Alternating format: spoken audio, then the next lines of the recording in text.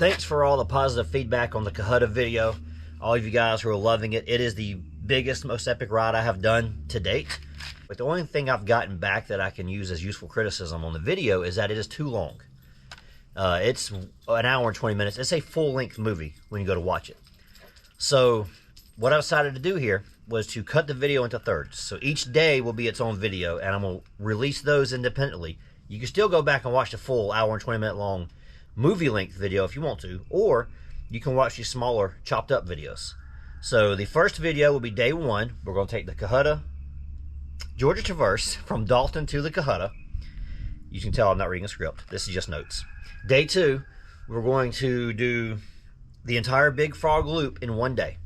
We're going clockwise, Tennessee and Georgia, and we camp overnight in that one spot that we found, that a new campsite from that one. And then day three, we're going to go sightseeing in the Cohutta. We're going to go to all the overlooks, spend a few minutes with GoPro, wide-angle lens, zoomed in with the iPhone, look at the mountains, and we're going to have a really good day. And about halfway through that day, while I'm exploring campsites, we're going to bump into some guys from Wicked Jeeps, and we're going to finish the day riding with them until we get ready to go home. So that's the 3 parts. So you can click on any links. I'll try to put them in the screen if I figure out how to do that. If not, they'll be in the comments, which usually are down there somewhere. So that's it. 3 parts coming up. It's the same video from Cohutta, but cut into thirds. Thanks for watching. Enjoy.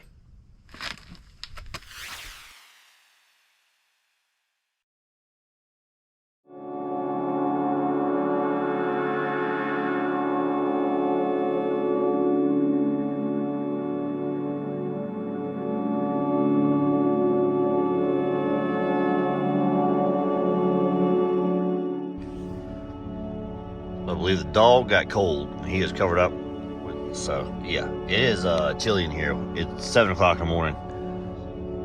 Woke up about half an hour ago, but I'm trying to get it warm in here before I get outside and freeze out there, because it's about 15 degrees colder outside than it is in here. It's in the 40s in here. So anyways, this is the sleeping spot. About to begin day number 3. Watch the Smoking and Bandit while we warm up in the morning. Well, I'm going to take some pictures here in just a second. Sunrise is coming up now. But everything in here is frozen up. The key was frozen up. I couldn't get the Jeep to start. That's another reason why it takes me half an hour to get up. I have to warm up that key. So if y'all ever come camp out in the cold, them keys right there get cold, they don't want to warm up. Or they don't want to warm up. When them keys get cold, they don't want to unlock your car. You got to warm them up first. So I had to put them in my pocket and warm it up for about 5 minutes, 10 minutes. And it finally got to where I unlocked the doors. Once the dad, I started the Jeep up. Because I know I learned that last time I was up here. I couldn't get GoPros to operate. I couldn't get my keys to work because of the cold. So now I'm going to warm the truck up, get everything in here kind of preheated a little bit. And then we're going to go outside and do our filming and stuff outside. And it's not a truck, it's a Jeep. I called it, I said that. So, all right, anyways, that's enough. We are beginning day number 3. And I'll have the camera cleaned off and it won't be so fuzzy by the time everything gets defogged in here.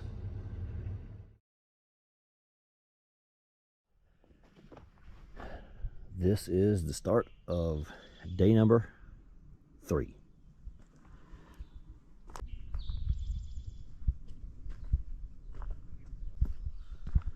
We could have fit easily 3-4 Jeeps up here, but I was by myself, so.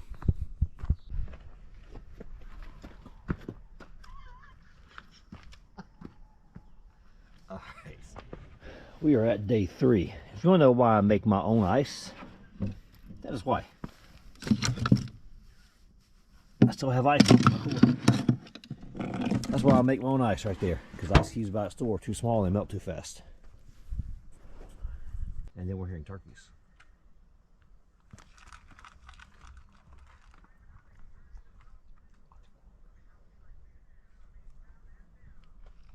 Well, I didn't see anything, but either way, while I'm packing up, he can eat his breakfast. That way we can be ready to roll here before long.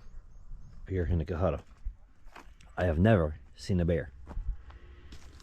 Well, I wore my Black Bear off-road shirt. I wore that one yesterday, and unfortunately, I still have not seen a bear, other than the one on my shirt. Now, I'd rather not see one right now while I'm packing up camp, but I wouldn't mind seeing one a little bit farther off in distance. Anyways, the sun is slowly coming up now. Get some pictures. Jeep is loaded up. Campsite's cleaned up. Sun is somewhat risen in this area. It's probably about 8:30. It's time to roll out. Everything's cleaned up, ready to go. We left the campsite better when we found it. Now we're going to keep on trucking.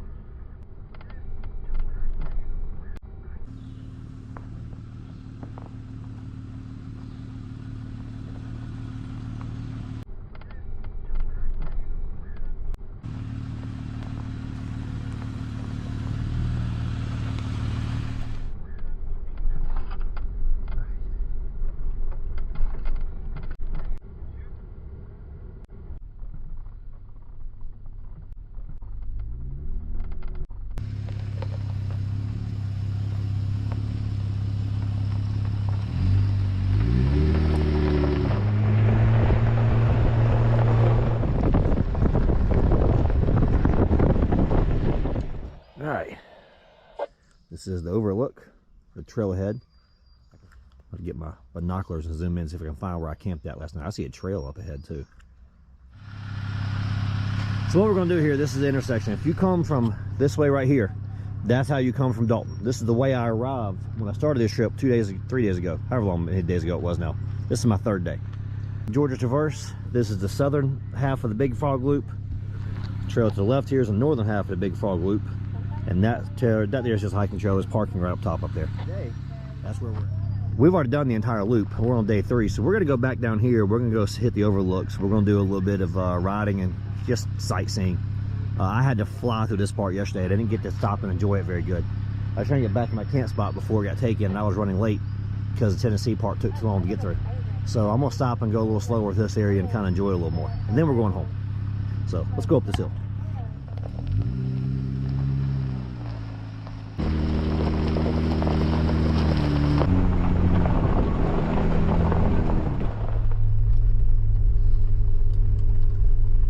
Now, on the sunrise, that's the spaced trees right there, but I'm on the backside of them. So you can see on top of the hill from the first campsite.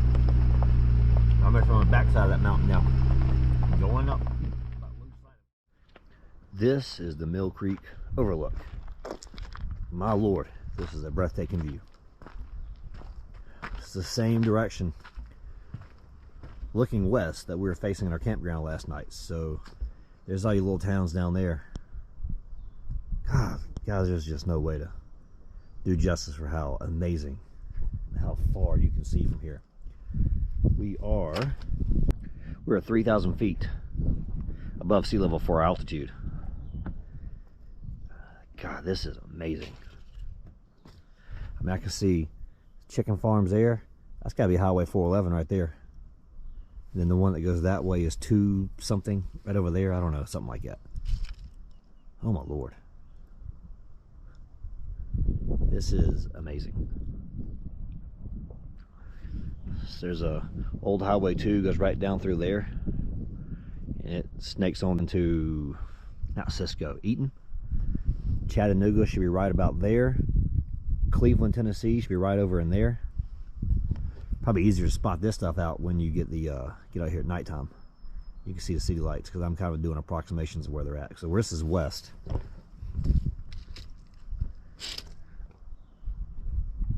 Chattanooga is just barely north of west from here.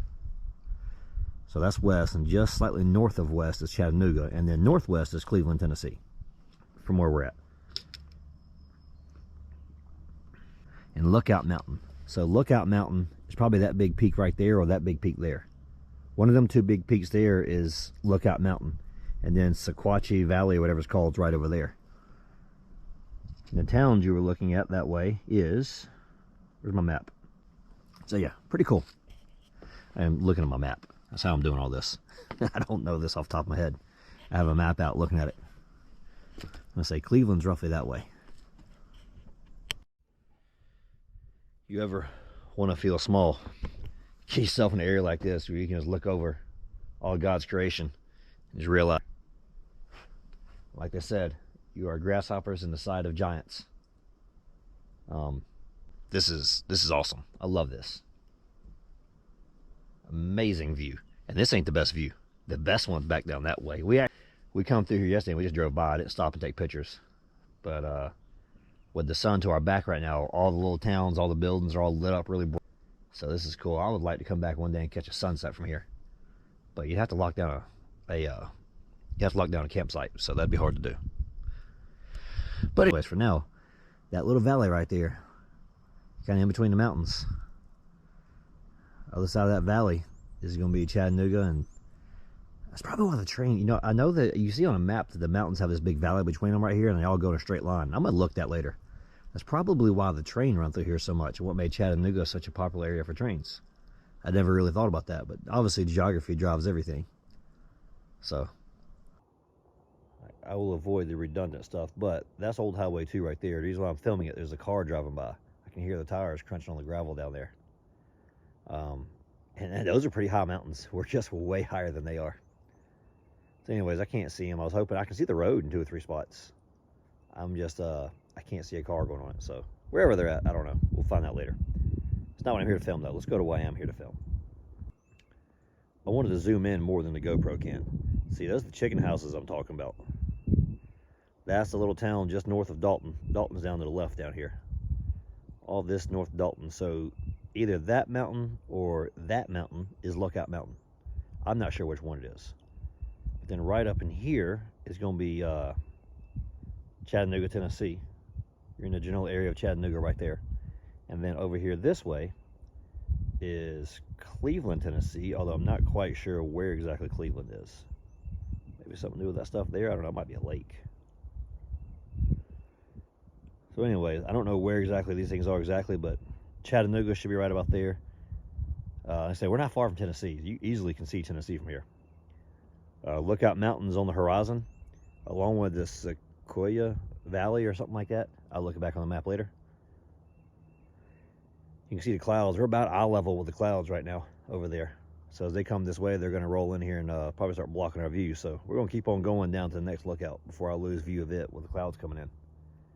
But God almighty, this is beautiful. Breathtaking, guys. There's no words for it.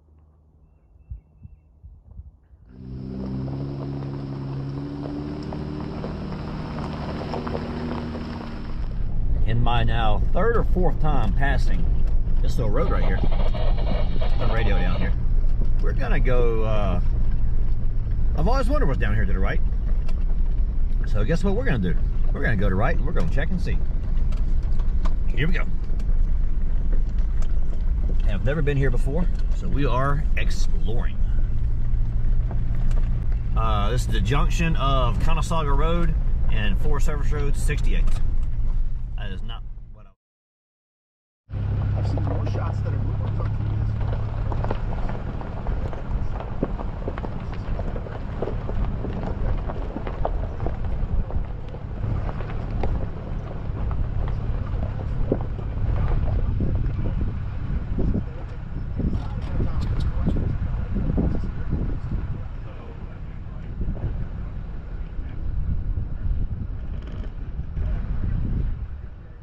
So while we've come downhill a pretty good bit, we are still 2,700 feet above sea level, which means we're good over 1,000 feet above the bottom of them hills down there, maybe 1,500, maybe 2,000. Yeah. God, the views. I mean, the views. Good Lord. If you ever get a chance to see the North Georgia mountains, you need to come check this out. The Cohutta Wilderness is my favorite place I've been to so far. Now granted, I have not been to Utah yet. I believe I will be amazed with Utah. But this stuff's all woods. Now Utah is wide open desert. This is woods here.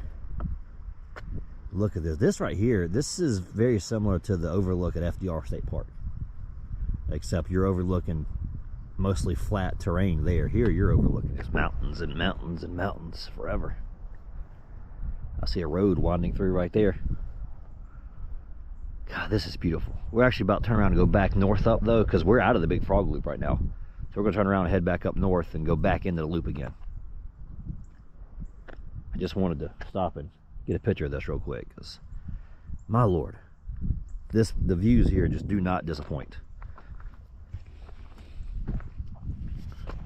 Now, because the iPhone does good zoomed in videos, these people that live on this mountain over here, there's quite a few roofs and stuff reflecting back at me. I would tell you right now, those people right there, they made the right life decisions. Look, this guy right here on top. That dude made life decisions I wish I'd made. So you better live in a place with a view like this. Good Lord. Good Lord. I've heard of people who live up here in mountains like this. If they ever award lottery money for picking 6 wrong numbers, I'll be living up here. Of course, I'll also be living at the beach. See, that's where you gotta choose your battles there. Anyways, I'm all good with the slow, honest way. Go to work every day and make your money. Spend less than you make and enjoy life. That's what I do. All right, let's go back and hit the trails. Like I said before, you think about this stuff. Imagine all this being made in 6 days. What day was the mountains made? Let's see if I can remember this here. Man was the 6th day. Most of the life forms were the 5th day. Was the 3rd day when he called the mountains to rise up out of the sea? I don't remember. 3rd day sounds good. It's banned. So why not go with that one? I don't remember, obviously, off the top of my head. Go back and read it, look it up. You can fact check me. I encourage it. Just open up the book, turn to page 1. It'll describe it. All right, let's keep on rolling.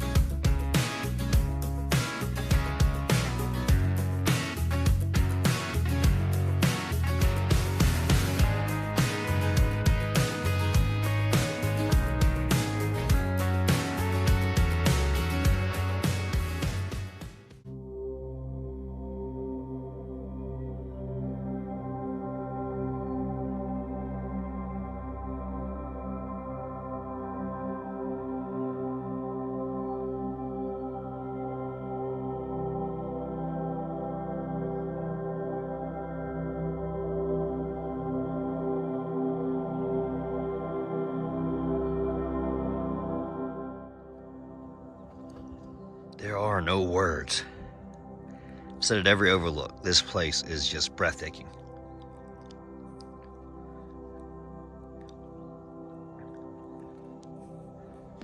Man, this place is beautiful. This is the Mountain Town Overlook.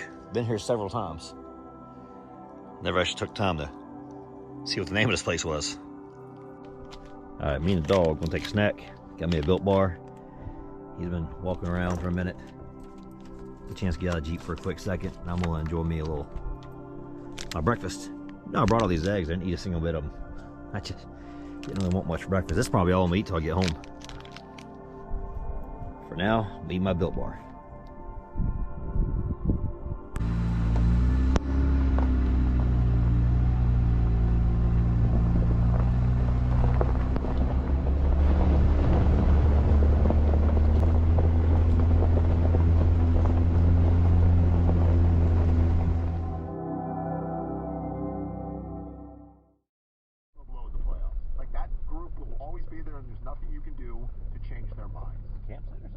softball season fatigue of low. Like, this is a blessing when you're gonna have the longest season of all the sports. Michael and all the rest of this, sail, and you get a line up every night. You get sail. You had Ernie. Hey, Matt, you know about the headlocks and wedlock night. Actual YU2. So I've passed this spot several times, and I've always wanted to come up here and check it out. This is an awesome camp spot, especially in the wintertime when the leaves are down. You have an almost 360-degree view of the sky. Good Lord.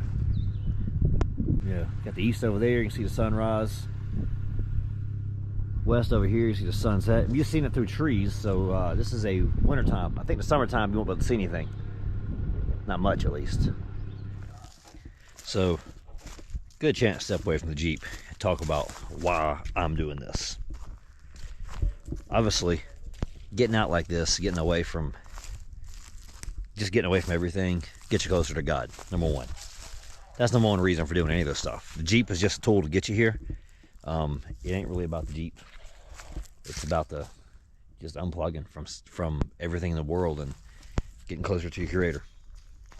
That being said, I have something I am building for, that I'm building towards. And in a few years, I'm going to go to Moab. And I want to take a whole big trip out west. I don't know how extreme I'm going to go on the Moab trip yet. My goal, my number one goal that I've told everybody I've talked to, is that I want to be able to do top of the world. That's my number one trail out there I want to do. But more scenic than anything. But I definitely want to do top of the world. I just don't know if a sport Jeep could do top of the world. Everybody I've seen out there is in a Rubicon. I'm not going to go out there and tear my Jeep up and destroy it. Because I'm going to drive it out there and drive it back. So, I'm researching over the next 3 years while I got to do that. The reason why I'm waiting 3 years is that my daughter plays softball. You guys watch the channel, you're well aware of that. And I coach her softball team. So, I am busy half the year. I use a big portion of my vacation time to cover softball. And so, I can't give up time off work to go driving out west, because I need to take probably at least 3 weeks off to do that. And I can't give up 3 weeks off. I use all my vacation time coaching softball. I don't have that much left over after softball seasons are over. So yeah, I got to build up time off. I got to get past softball. So either the year she finishes or ages out of softball, or the year she graduates high school, they both happen within 12 months she gets out of high school. But either way, you're talking 3 years from now. I will be planning and scheduling a trip to Moab. 2 friends of mine are in Moab right now. As I'm filming this is April 6th, 2024. They've been in Moab for the past 2 or 3 weeks. I say they ain't really in Moab now, they've left. They did Moab, they did Monument Valley, they did some stuff in Colorado. A lot of sightseeing. I know they did some trails out there, you know, some hard stuff, but the same kind of thing I'm talking about.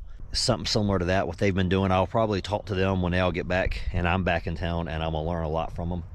And then see if I want to tweak my idea. Like I say, I got the next 3 years, there will be tweaks to it for sure. You know, may determine top of the world's too hard, may determine top of the world's too easy. Never been to it, so I don't know. I just want to see that view at the end. God, I've seen that view many times. I may find, I've got a list of already 10 or 15 trails that I've, you know. So it's just a matter of what can a sport Jeep, I mean, a somewhat built up sport Jeep, but at the end of the day, it's not a Rubicon. It's going to have limitations. The transfer case does not have the good ratio. I don't have a locking front axle. In fact, the rear's limited slip, so it ain't even a truly locked rear. It's called a track lock from the factory, but it's basically a limited slip. It's a clutch packs, I think. So another thing I gotta know before I go out there. But doing this kind of stuff here, 3 days in the Cohutta, yeah, I'm gonna live out of my Jeep for 3 weeks. So I need to get used to living out of this vehicle. So while I'm pulled off here at this campsite in the Cohutta, a few friends rode by and they recognized my Jeep up there on the hill. They pulled off and we hung out for a little bit. And like I say, they're from Wicked Jeeps. So from this point on to the end of this day, this is a Wicked Jeeps ride. And if you go to the Wicked Jeeps YouTube page, you actually can find just this part of this video on the Wicked Jeeps page. In the meantime, enjoy the final part of the ride.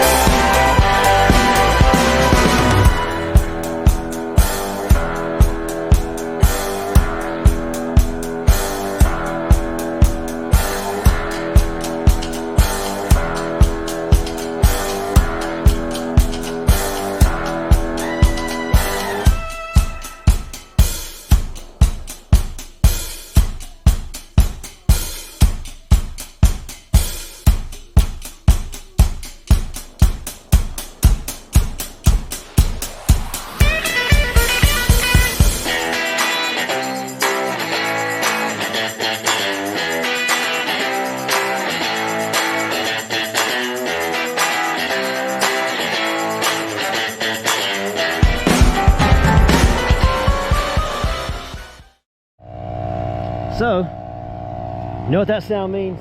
I'm at the end of the adventure. It's been a blast. I'm going to tell you one thing that has changed since I've been here. It is getting warm. It has been freezing the entire time I was here. And it is right now. I'm about to come out of this hoodie. Thanks for me though. I love the cool weather in Georgia. I believe I've said that in every single episode I've ever made. Georgia has the best winters around. Every day that I've been here, I've bumped into either somebody I knew or someone who knew me. So that's pretty cool. Drive this far away and you end up knowing people. So, I'm gonna wrap up video for the Cohutta. What a blast. Come out here if you get a chance. You'll enjoy it. The next day. Post-credit scene. If you'll remember the last time I did a Cohutta trip, I came home to find my steering was damaged and I had to rebuild. Good thing I came here and I think the radio was still on. I had to rebuild my steering. So we have two small incidents. Number one, I blew a fuse while I was out there. So I went to plug my Jackery into the front 12-volt outlet and I blew a fuse on it. The other one, because I had like 3 different people pull off and ask me if I needed help. And somewhere in the distraction, I lost my valve stem caps. Find one more. That's the only real damage. Lost a valve stem cap, airing my tires back up, and I blew a fuse. So that's it. Pretty good trip that time. It's Sunday morning. It is the day after Cohutta, April 7th. I got a lot of birthdays I gotta go start wishing. I just got home from church. Got back just in time to be able to go. So, good trail report there. No damage. Had a good time. Cohutta was a blast as always. I do want to show this though. Look around at how green everything is, right? Here, it's wild to see how different it is whenever you just go a couple hours north. Up in the Cohutta, it looks like spring ain't even hit yet. It's still cold up there. I agree, it was probably cold everywhere in a couple of days I was there. I went there a cold front. The trees aren't blooming. There's no pollen. I mean, I get back down here, the trees are all in bloom, everything's green. The pollen actually has gotten better since while I was gone. I get up there's no pollen yet. So, pretty wild how that works out. So I'm only, you know, about 4 hours, maybe 5 at most from the Cohutta. I'm in middle Georgia. Cohutta obviously is in the North Georgia mountains up near Tennessee. So, it was really wild to see the weather difference. But, thought I'd share that a little bit there. So, that's it for this video. The Cohutta was a blast. Jeeps be jeeping.